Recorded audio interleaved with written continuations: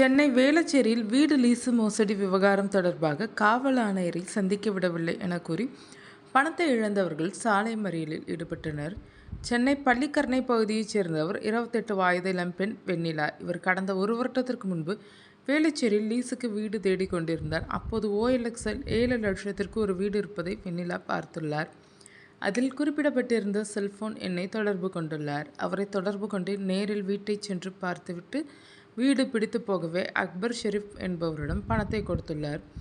1 வாரத்தில் பெயிண்ட் அடித்து கொடுக்கிறோம் என சொன்ன அக்பர் ஷெரீப் பல வாரங்களாகியும் வீட்டையும் தரவில்லை, பணத்தையும் கொடுக்கவில்லை. இதனால் ஏமாற்றப்பட்டதை அறிந்த வெண்ணிலா இதுகுறித்து வேளச்சேரி போலீசிடம் புகார் அளித்தார்.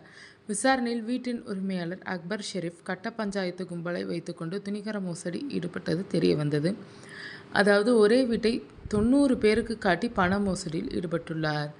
இந்நிலையில் லீஸ் மோசடியில் பாதிக்கப்பட்ட அத்தனை பேரும் சென்னை வேளச்சேரி வீடு லீஸ் மோசடி விவகாரம் தொடர்பாக காவல் ஆணையரை சந்திக்க விடவில்லை என கூறி சாலை மறியல் போராட்டத்தில் ஈடுபட்டனர். வேளச்சேரி காவல் நிலைய ஆய்வாளர் உள்ளிட்டோர் மீது நடவடிக்கை எடுக்க வேண்டும் எனவும் அவர்கள் வலியுறுத்தினர். கோடியாக மோசடி செய்துவிட்டு பள்ளிக்கரணில் பங்களா கட்டுவதாக புகார் கூறும் மக்கள் சென்னை வேளச்சேரி காவல் நிலையத்தில் உள்ள அனைவரும் விலை போய்விட்டதாகவும் மோசடி கும்பலுக்கு உடந்தை எனவும் தங்கள் ஆதங்கத்தை வெளிப்படுத்தினர்.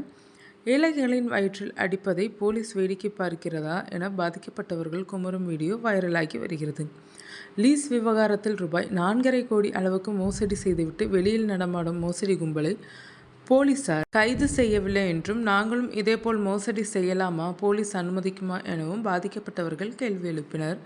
மோசடி கும்பல் மீது 4 ஆண்டுகளாக புகார் அளித்த போதிலும் எந்த நடவடிக்கையும் இல்லை என கூறும் மக்கள் ஊடகவியலாளர் பாதிக்கப்பட்ட பிறகு வீடு லீஸ் மோசடி சம்பவம் வெளிச்சத்திற்கு வந்ததாக கூறுகின்றனர்.